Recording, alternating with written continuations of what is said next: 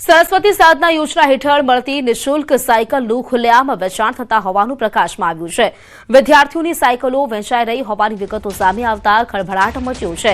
જોડિયા તાલુકાના જસાપર ગામના પૂર્વ સરપંચ વલ્લભ પનારા ચકલો વેચતા સાયકલો છે તેઓ વેચતા હોવાનું સામે આવ્યું છે।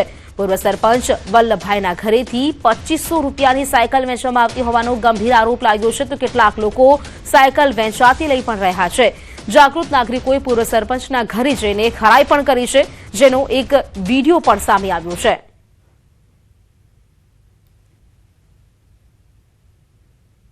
સાયકલો પડી છે માજી પડી છે કેટલી પડી છે હવે તો બે જ રહી આ વલ્લભભાઈ નું ઘર છે ને હા કેટલામાં દીએ 2500 માં સાયકલો પડી છે માજી પડી છે કેટલી પડી છે હવે તો બે જ રહી આ વલ્લભભાઈ નું ઘર છે ને હા કેટલામાં દીએ 2500 માં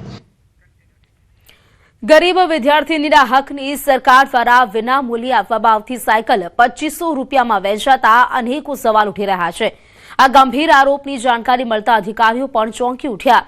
તેઓ આ મુદ્દે તપાસ કરી યોગ્ય કાર્યવાહી કરવાની ખાતરી પણ આપી રહ્યા છે। સાયકલ જસાપરમાં જ લીધી છે અને વલ્લભ છગનભાઈ પનારાની અહીંયા ઘરેથી લીધી છે। 2500 રૂપિયામાં સાયકલ લીધી, મારા ભાઈના છોકરાએ લીધી છે સાયકલ। કેટલી સાયકલો અહીંયા હજી હયાત છે ને તમે કેટલી સાયકલ તો ઘણી બધી હતી એની પાસે, બાકી લગભગ તો વેચાઈ ગઈ। હવે લગભગ જાજી નહીં, 2-3 સાયકલ હોય છે એની પાસે। સાયકલ ક્યારે લીધી હતી તમે? સાયકલ હમણાં આજે અઠવાડિયું થી હોય છે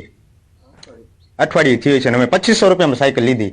કોઈ પણ સ્થાને કોઈ પણ જગ્યાએ જો અમારી શાળા દ્વારા અથવા તો શાળાના આચાર્ય દ્વારા કોઈ પણ આ બાબતે જો ક્ષતિ જોવામાં આવશે તો એની સામે તંત્ર દ્વારા નિયમ અનુસાર કાર્યવાહી કરવામાં આવશે।